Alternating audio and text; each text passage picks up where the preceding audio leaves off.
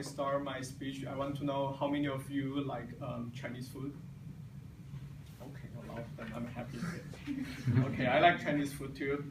And there is like more than 1 million of kind of Chinese food, and there is more than 100 kind of noodle in China. And today I'm going to talk about a kind of noodle in my hometown. So this is my noodle. Well, the library cannot print the color. I'm sad of it. This noodle represents my hometown, represents the Chinese culture. I have lived in China for 16 years, and I really like to eat this kind of noodle, and I eat this kind of noodle since I was a child.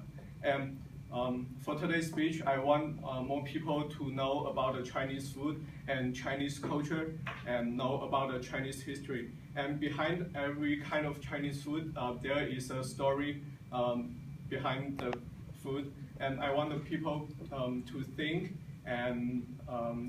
about the Chinese food story when they eat a Chinese food.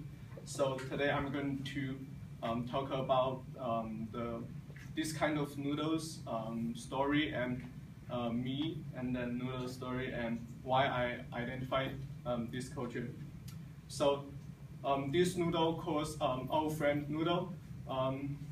From ancient China, here is a restaurant called Joe, and there is an old man visit the restaurant every day.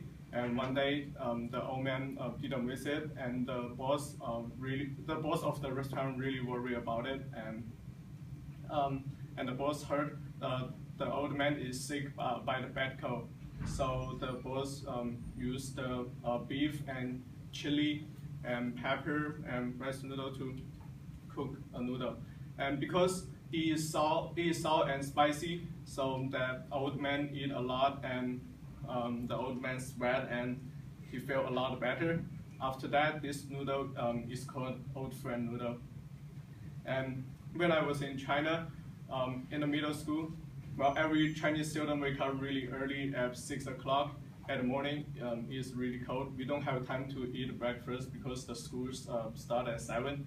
So we buy the noodle and bring it to the school, and then and eat in the classroom, because this noodle smells really strong, and almost every day the teacher kick us out of to the hallway, and we have to eat the noodle at the hallway. It's really awkward.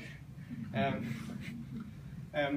my dad always cooked this noodle for me when I was sick, so that's why I really miss this kind of noodle. And this noodle represents my hometown, and even my city is a small city, only 5 million people in there. So when the people talk about this kind of noodle, so they must talk about my hometown. So I'm really proud of it. I have been in United States for 4 years already. The most question the people ask me about the Chinese food is the Chinese food here taste same in China? Well, obviously it's different, but I don't think tasting same and different is matter. Tasting delicious is the most important thing for the food. And for the Chinese food, the most important thing is the story and the history behind the food. And